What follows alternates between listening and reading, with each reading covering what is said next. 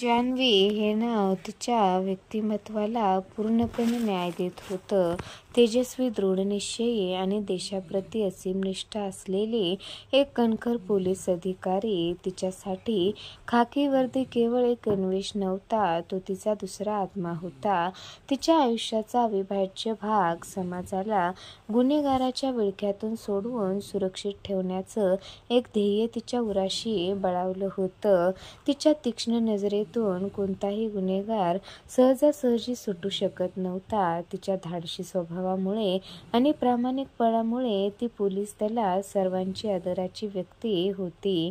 पण प्रत्येक कणखर पोलीस अधिकाऱ्यामागे एक संवेदनशील माणूस असतो, ज्याला प्रेम, संसार आणि कुटुंबाची ऊब हवी असते.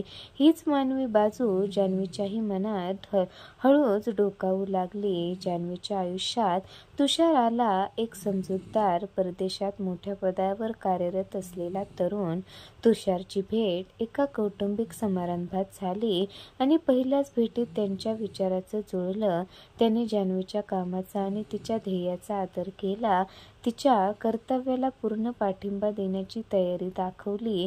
त्यांच्या भेटीगाठी वाढत गेल्या, विचारांचे धागे अधिक घट्ट विणले गेले आणि पाहता पाहता त्यांच्या लग्नाची बोलणी सुरू झाली.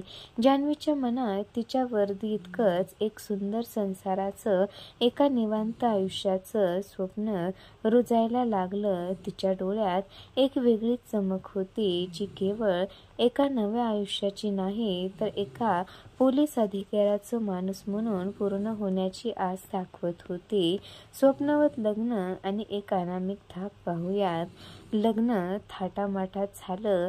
जान्हवी एका नव्या भूमिकेत रमून गेली. कुणाची सून, कुणाची वहिनी आणि कुणाची पत्नी. तुषारचं कुटुंब मोठं होतं. घरात त्याचे 4 भाऊ होते, रमेश, सुरेश, महेश आणि दिनेश. हे दिसायला रुबाबदार, बोलण्यात गोड आणि आदरातिथ्यात पुढे होते. जान्हवीच्या स्वागतासाठी त्यांनी जणू काही कसर सोडली नव्हती. घरातील वातावरण एखाद्या सणाच्या दिवसासारखं उत्साहाने भरलेलं होतं. सुरुवातीला जान्हवीच्या ते खूप प्रेमळ आणि कुटुंबवात्सल्य वाटले. ती नवीन घरात, नव्या नात्यामध्ये पूर्णपणे समरसून गेली. पण तिच्या पोलीस डोळ्यांना, तिच्या तीक्ष्ण बुद्धीला काहीतरी खटकत होतं. त्याच्या हसण्यामागे, बोलण्यामागे एक अदृश्य, अनामिक धाक होता, जो सामान्य माणसाच्या डोळ्यात सहसा दिसत नाही. त्यांच्या डोळ्यातील एक वेगळीच चमक, त्यांच्या बोलण्यातील एक गूढ अर्थ तिला संशयाच्या गर्तेत ढकलू लागला.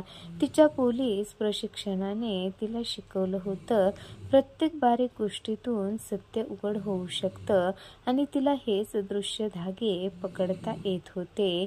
संशयाची ठिणगी आणि धक्कादायक सत्य. लग्नानंतरचे काही दिवस मधासारखे गोड होते. जान्हवीने गृहिणीची भूमिका पूर्णपणे स्वीकारली होती. ती पहाटे उठून घरकाम करत असे, सकाळी नाश्ता बनवत असे आणि रात्रीच्या जेवणापर्यंत ती कुटुंबाची मोठ्या मनाने काळजी घेत असे. घरात रोज हसण्या खेळण्याचे, गप्पाचे फड जमत. पण अशाच एका गप्पाच्या फेरीत सहज बोलता बोलता त्यांच्या तोंडून काही शब्द बाहेर पडले. तुरुंग, पोलीस, पळून जाणे, केस. हे शब्द जान्हवीच्या कानावर पडताच तिच्या अंगावर सर्रकन काटा आला. तिच्या मेंदूत काही कनेक्शन जुळू लागले. तिला आठवलं, काही महिन्यापूर्वी तिच्याकडे एक अत्यंत महत्त्वाची आणि संवेदनशील केस होती. 4 खतरनाक गुन्हेगार तुरुंगातून अत्यंत फिल्मी स्टाईलने पळून गेले होते आणि त्यांचा शोध अजूनही लागला नव्हता. महाराष्ट्राच्या प्रत्येक पोलीस ठाण्यात त्यांच्या चौकशा, पोस्टर आणि फोटो फिरले होते. ही केस तिच्यासाठी एक आव्हान होती आणि ती अजूनही तिच्या मनात घर करून होती. रात्री तुषार गाढ झोपेला असताना तिच्या मनात विचाराचं काहूर माजलं. ती हळूच उठली आणि कपाटात ठेवलेली तिची जुनी पोलीस फाईल बाहेर काढली. हाताच्या थरथरत्या बोटाने तिने फाईलमधील फरार गुन्हेगाराचे फोटो पाहिले, एकामागोमाग एक फोटो, आणि तिच्या काळजाचा ठोका चुकला. तिच्या डोळ्यासमोर तुषारचे भाऊ उभे राहिले. चेहऱ्यावरील तीच तीक्ष्ण नजर, नाकाचा तोच आकार, हनुवटीवरील तीच खूण. होय, हे दुसरे तिसरे कोणी नसून ते 4 फरार आणि मोस्ट वॉन्टेड गुन्हेगार होते. नैतिक कोंडी आणि मिशन सुनबाईचा प्रारंभ.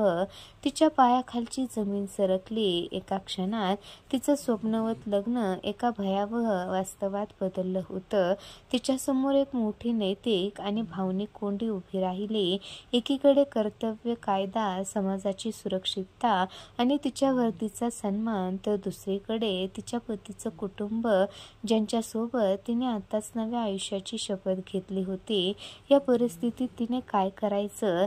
सत्य उघडकीस आणलं तर संसारावर काय परिणाम होईल हा विचार तिच्या मनात वादळासारखा घोंघावत होता. पण जान्हवी कणखर होती. तिने ठरवलं हे सत्य समाजासमोर आणायचं, पण मग त्यासाठी कोणतीही किंमत मोजावी लागो.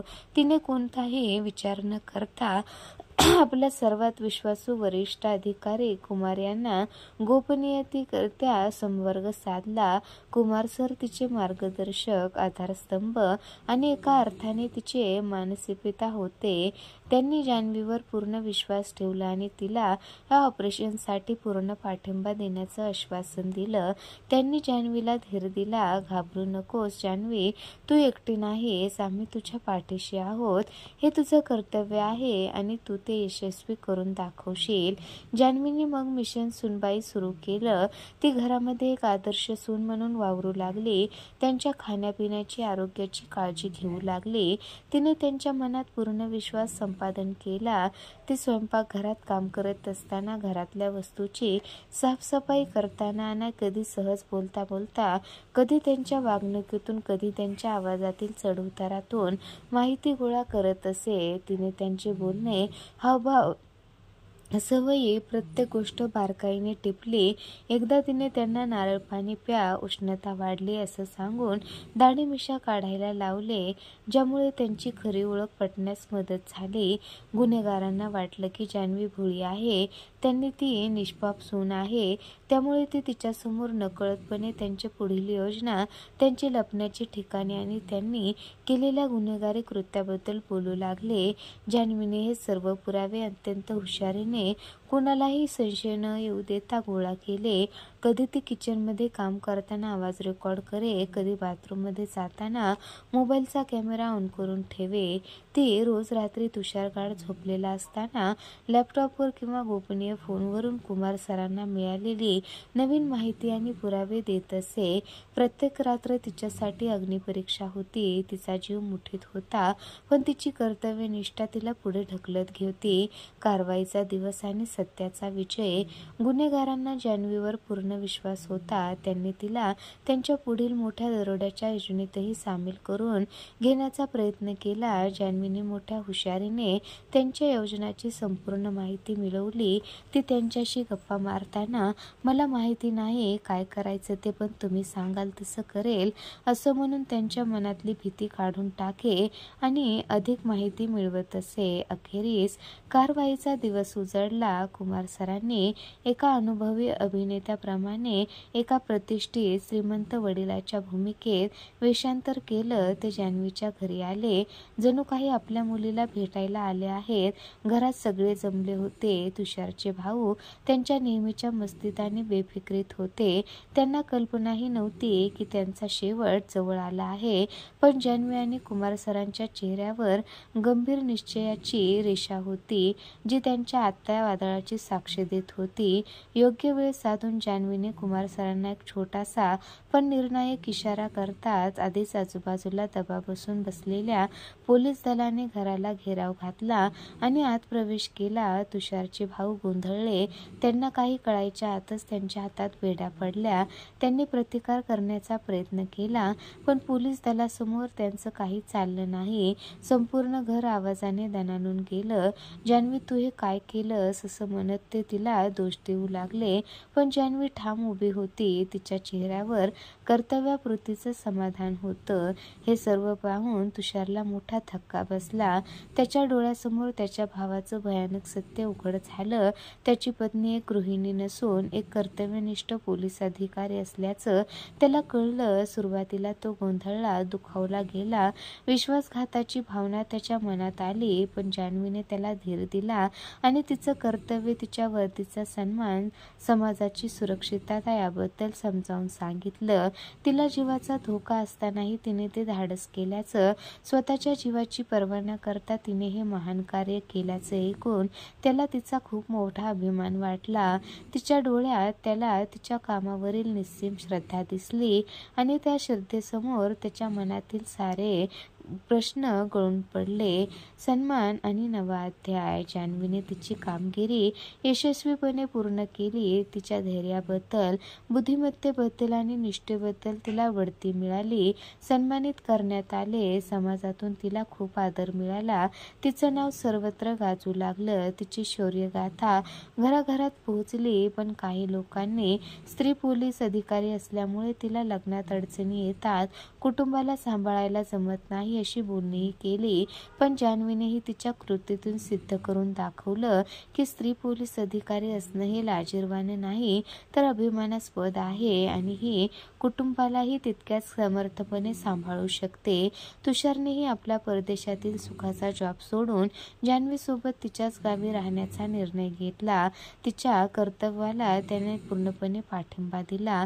त्याने तिच्या प्रत्येक निर्णयात, तिच्या प्रत्येक ध्येयात साथ देण्याचं वचन दिलं. जान्हवीची ही कथा केवळ एका पोलीस अधिकाऱ्याच्या शौर्याची नाही तर एका स्त्रीच्या कर्तव्याच्या, निष्ठेची, बुद्धिमत्तेची आणि तिच्या आत्मविश्वासाची महागाथा आहे, जी तिचं घर, तिचा संसार आणि तिचं कर्तव्य या दोन्ही भूमिका अत्यंत समर्थपणे, सन्मानाने आणि धैर्याने निभावते. तिने समाजाला एक महत्त्वाचा संदेश दिला. कर्तव्य आणि प्रेम दोन्ही एकत्र नांदू शकतात. फक्त त्यांना समजून घेणारा आणि पाठिंबा देणारा जोडीदार हवा.